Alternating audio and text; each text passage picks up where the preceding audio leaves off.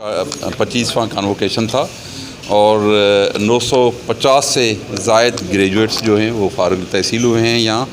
और मैं समझता हूँ कि हमारी तैलीम जहाँ जहाँ हम सिंध हुकूमत कोशिश कर रही है कि तैलीम को आम करे, वहाँ उसी के साथ साथ हम कोशिश कर रहे हैं कि तैलीम के मयार को भी बुलंद करें। माली बहरान का तज़किरा हो रहा है कि हायर एजुकेशन कमीशन माली बहरान यकीनन माली बहरान का शिकार रही हैं हमारी जामियात, और वो ख़ास तौर पर तब से शुरू हुआ माली बहरान जब से PTI की हुकूमत आई, जिन्होंने हायर एजुकेशन कमीशन की तरफ से जो ग्रांट्स मिलती थी वो बजाय बढ़ने के, जहाँ इन्फ्लेशन रेट बहुत बढ़ रहा था, जहाँ महंगाई में बहुत इजाफ़ा हो रहा था, जहाँ पेंशन्स में इजाफ़ा हो रहा था, जहाँ तनख्वाहों में इजाफ़ा हो रहा था, जहाँ जो डेवलपमेंट का काम जामियात के अंदर, यूनिवर्सिटीज़ के अंदर प्रोजेक्ट्स जो डेवलपमेंट के थे वहाँ उन पे काम हो रहा था, उनकी कास्ट जो तकरीबन दुगनी हो चुकी थी, उसकी जगह पे वफाकी हुकूमत ने, फेडरल हायर एजुकेशन कमीशन ने कट मार के उनकी जो ग्रांट्स थी वो कम कर दी। तो मैं समझता हूँ कि उसी वजह से माली बहरान शुरू हुआ यूनिवर्सिटीज़ का। और सिंध हुकूमत को आपको पता है कि पिछले 4 साल में जो पैसे मिलते थे वो कम मिले। हमने इवन अपनी तरक्याती मंसूबे तक तरक कर दिए थे, तरक्याती बजट भी हमने कम कर दिया था, जिसकी वजह से हमें भी मजबूरन कम करना पड़ी थी। एक वक्त आया था जब थोड़ी ग्रांट, लेकिन उसके बावजूद भी सिंध हुकूमत आस्ता आस्ता हर साल जो है यूनिवर्सिटीज़ के लिए ग्रांट्स बढ़ा रही है, और इस साल भी हम इजाफा कर रहे हैं। तो हम तो दाई रहे हैं। पाकिस्तान पीपल्स पार्टी ने कुर्बानियाँ दी हैं जमहूरियत के लिए, जमहूरी इक़्तिदार के लिए, जमहूरियत की बालादस्ती के लिए, पार्लियामेंट की बालादस्ती के लिए, वोट की बालादस्ती के लिए। हम किसी सूरत में भी पुरअमन एहतजाज के ख़िलाफ़ पाकिस्तान पीपल्स पार्टी की हुकूमत, पाकिस्तान पीपल्स पार्टी की क़यादत किसी सूरत में नहीं हो सकती।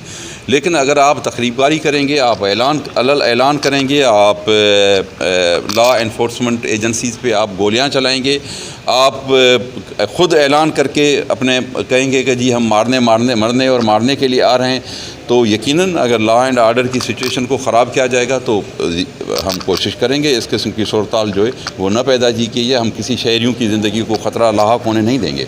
देखें, बिल्कुल सही बात है कि इसमें कुछ मामलात ज़रूर थे, लेकिन आप उसकी जगह पे आप अप्रिशिएट भी करेंगे कि पहले हमारे पास सर्च कमेटी बनी हुई थी, जिसके ज़रिए ये हालांकि ये डिस्क्रिशनरी पावर था, टोटल अथॉरिटी थी CM साहब की, चीफ मिनिस्टर की, तो किसी को भी वाइस चांसलर मुकर्रर कर सकते थे। लेकिन उस फेयरनेस के लिए, उसको बरकरार रखने के लिए कि सही जो हो कैंडिडेट्स मुंतखब हो के नामिनेट हो के आ जाएँ, तो सर्च कमेटी बनाई हुई थी CM साहब ने, जो अपनी रिकमेंडेशंस भेजती थी। लेकिन वो सर्च कमेटी चीफ मिनिस्टर साहब ने अपनी मर्ज़ी से बनाई थी, जिसके लिए कोई एक्ट और कानून नहीं था। तो सिंध हुकूमत ने, आप इस बात को अप्रिशिएट करेंगे कि सिंध हुकूमत ने उसको एक लीगल फ्रेमवर्क देने के लिए, बाकायदे कानून बनाने के लिए एक एक्ट ले आए, जिसके ज़रिए से अब सर्च कमेटी की एक कानूनी हैसियत बन चुकी है, और उसकी रिकमेंडेशंस को भी वो कानूनी कवर हासिल होगा और वो कानूनी हैसियत हासिल होगी।